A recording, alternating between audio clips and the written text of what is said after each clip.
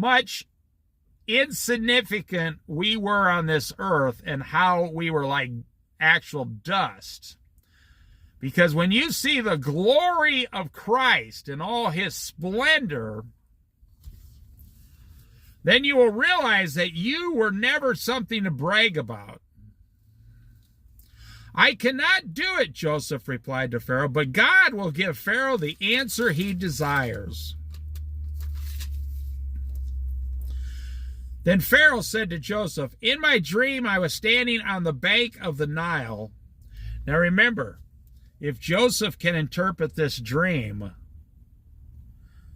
he's going to be lifted up from the prison to the second wealthiest man in all of Egypt.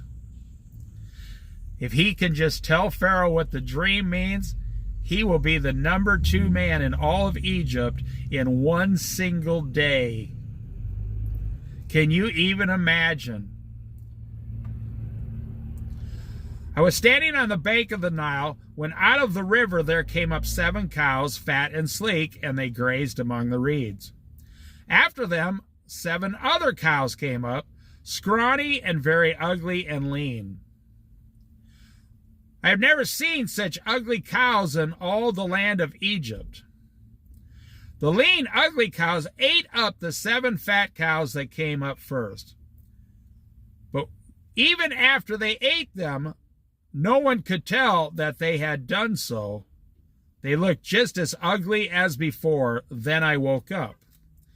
In my dream, I saw 7 heads of grain, full and good, growing on a single stalk.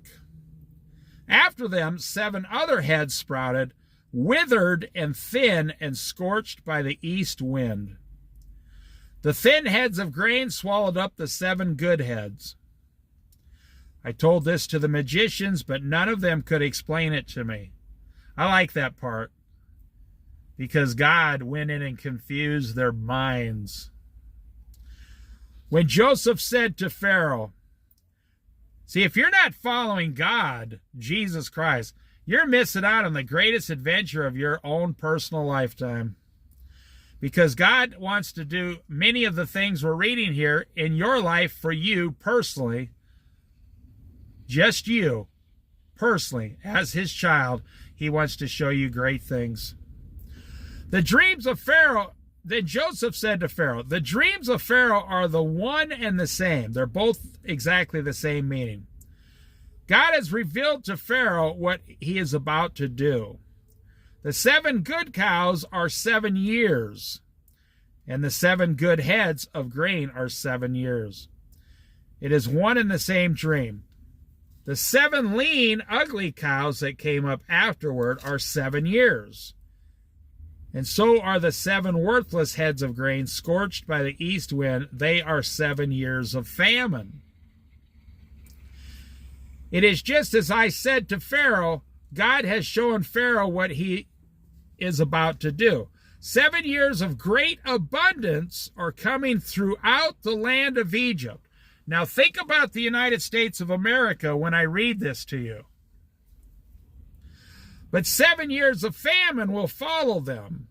Then all the abundance in Egypt will be forgotten, and the famine will ravage the land. The abundance in the land will not be remembered, because the famine that follows it will be so severe. You say, well, that could never happen to America because we have technology. Don't be so foolish. If God wants it to happen, it's going to happen. And you think we got inflation now, just get 7 years of famine across the United States, and the entire world will be in famine. And that would mean hundreds of millions of people would die worldwide, if not 1 billion. The reason the dream was given to Pharaoh in 2 forms is that the matter has been firmly decided by God, and God will do it soon.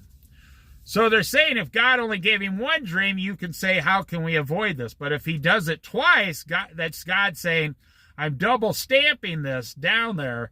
I've made up my mind already.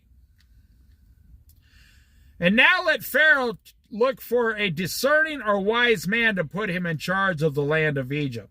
Now that's funny. Joseph is now telling Pharaoh what to do to avoid dying during those 7 bad years of famine. Let Pharaoh appoint commissioners over the land to take 1/5 of the harvest of Egypt during the 7 years of abundance. They should collect all the... See, you're spending 50% of Americans spend 100% of their paycheck every week. That's not God's plan for your life. You should be taking 1/5 of every one of your paychecks and not really storing it up, but wisely putting it aside in one form or another for the bad years that will most likely come possibly before the rapture.